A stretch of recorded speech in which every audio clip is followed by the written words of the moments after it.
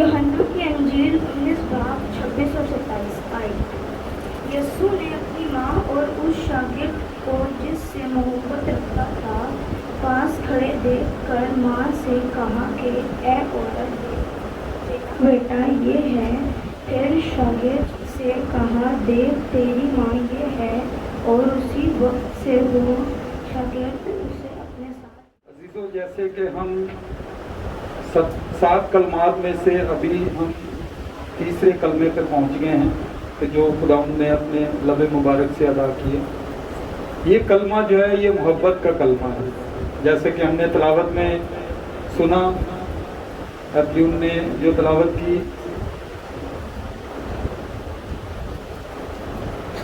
कि ए औरत देख तेरा बेटा ये है। फिर शागिर्द से कहा कि देख तेरी माँ ये है।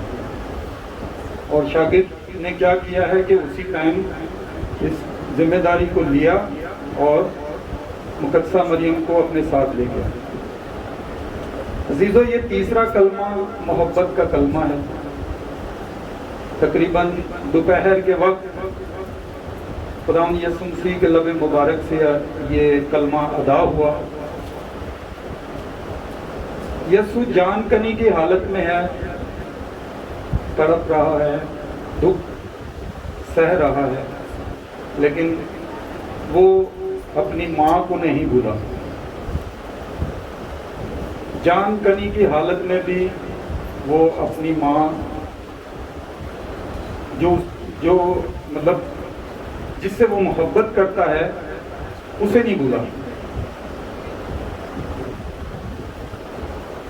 अगर हम मुकद्दसा मरियम की ज़िंदगी पर गौर करें तो जब खुदा की कुदरत से वो हामला हुई, आजमाइशें, परेशानियां तब से ही मुकद्दसा मरियम के ऊपर आती रहीं। वो इन सारे मामलात से आशना थी क्योंकि वो खुदा की बंदी थी। मुकद्दसा मरियम ने गम की शुरुआत तो उसी दिन से हो गई जब वो, जैसे मैंने अभी बताया कि वो कमारी हामला हुई। लोग तरह तरह की बातें बनाते हैं, लेकिन उसने किसी बात की परवाह नहीं की। उसने खुदावंद के कलाम में लिखा है कि उसने कहा कि मैं खुदावंद की बंदी हूँ, मेरे लिए तेरे कौल के मुआफिक हूँ। जैसा खुदा ने कहा वैसा ही हो मेरी ज़िंदगी। उसने दुनिया के ताने फिक्रें किसी चीज़ का लिहाज मतलब खातर में नहीं रखा। उसने ये सारी चीज़ें एक्सेप्ट की और खुदावंद को कबूल किया।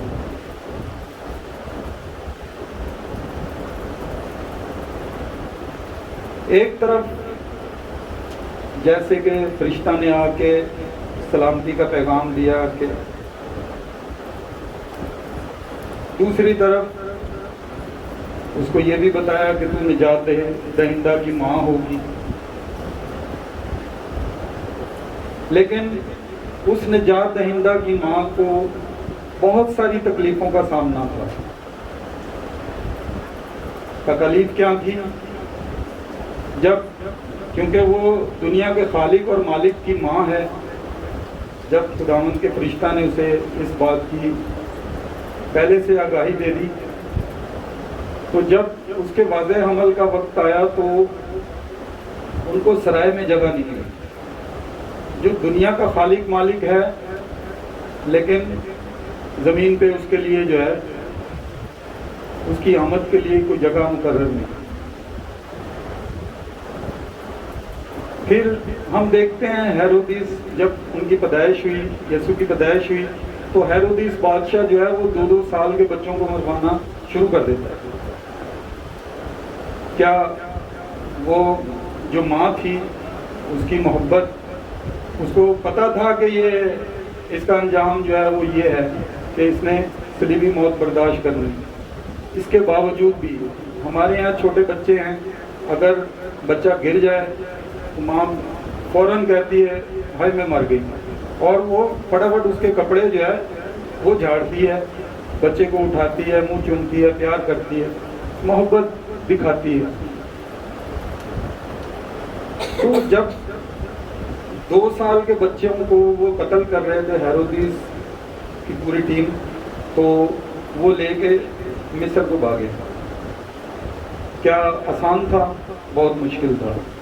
یہ تکلیف مقدسہ مریم نے اپنی زندگی میں سہی. پھر ہم دیکھتے ہیں کہ ہمیں ملتا ہے کہ جب وہ مخصوص کروانے کے لیے یسوع کو ہیکل میں لے کے گئے تو شمعون نامی ایک بندے نے جو ہے یہ پہلے سے پیشن گوئی کی کہ اس نجات دہندہ کی جان تلوار سے چھیدی جائے گی. یہ ساری باتیں جو ہیں مقدسہ مریم کے خیالات میں، اس کی کردار میں، وہ ساری چیزیں جانتی ہیں. لیکن اب جو کہ جان کنی کی حالت میں یسوع صلیب پر لٹکا ہوا ہے،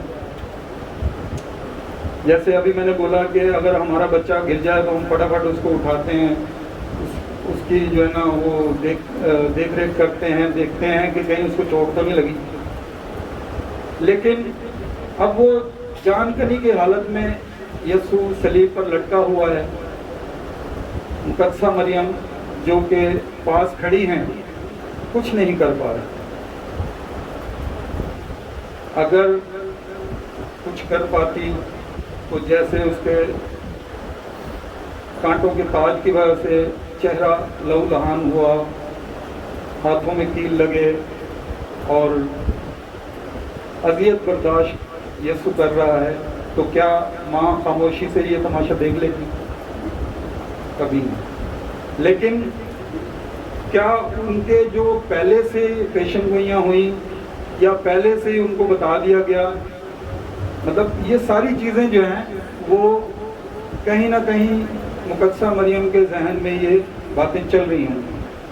لیکن اس پورے نجات کے منصوبے کی تکمیل کرنی تھی، اس لیے وہ خاموش رہی.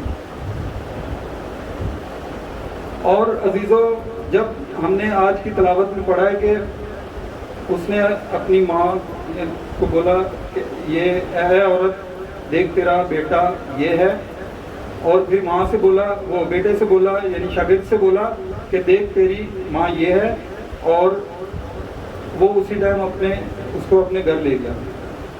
تو اس کے اگر ہم دیکھیں تو وہ جان کنی کی حالت میں بھی ہے، لیکن اپنی ماں کو اس نے تنہا نہیں چھوڑا، سپرد کیا. کیوں؟ کیونکہ جو اس کا لاڈلا شاگرد تھا، اس کو پتا تھا کہ اگر کوئی میری ماں کی دیکھ بھال کر سکتا ہے تو وہ یہ میرا شاگرد ہے.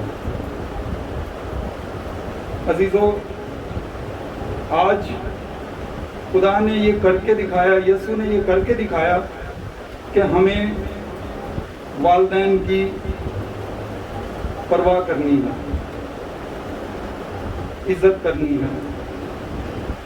اگر ہم پرانے عہد نامے میں دیکھیں تو 5واں حکم، جیسے کہ یہ 10 احکامات ہیں لگے ہوئے ہیں، تو یہ اس میں 5واں حکم جو ہے وہ یہی ہے کہ ماں باپ کی عزت کرنا. لیکن نئے عہد نامے میں دیکھیں تو والدین کی عزت، اس کی تعظیم کے لیے ساتھ میں ہم دیکھتے ہیں کہ وعدہ بھی ٹھہرا دیا گیا کہ اگر تو اپنے ماں باپ کی عزت کرے گا تو تیری عمر دراز ہو. یعنی کہ یہ خدا کے کلام میں یہ بات واضح طور پہ، اگر تو اپنی ماں باپ کی عزت کرے گا تو تیری عمر جو ہے وہ دراز ہوگی. اور عزیزو، اگر ہم دیکھیں تو یہ پہلا حکم ہے جس میں وعدہ بھی ساتھ ہی ہے. حکم ایک الگ چیز ہے، جیسے ہم نے یہ 10 کمنٹس دیکھ رہے ہیں، لیکن اس کے ساتھ خدا نے اس والے 5ویں حکم کے ساتھ جو ہے نا ایک وعدہ ٹھہرایا ہے کہ میں تیری عمر دراز کروں گا، کسی چیز کی کمی نہیں ہوگی. مطلب یہ ساری چیزیں، تو یہ تبھی ممکن ہے اگر ہم اپنے ماں باپ کی عزت کریں. جس طرح یسوع نے ہمیں نمونہ دیا، ہم بھی اسی طرح اپنے ماں باپ کی فکر کریں جس طرح یسوع نے کی. آئیں عزیزو، ہم اپنے سروں کو جھکائیں اور آج اس محبت کے کلمے پر غور کریں کہ خدا نے جس طرح خدا یسوع مسیح نے اپنی ماں کی محبت میں مطلب اسے جو ہے وہ اپنے شاگرد اپنی جان کنی کی حالت میں اپنے شاگرد کے حوالے کیا، تو ہم بھی اپنی ذمہ داریوں کو قبول کریں اور خدا ان کی محبت کا اظہار کریں۔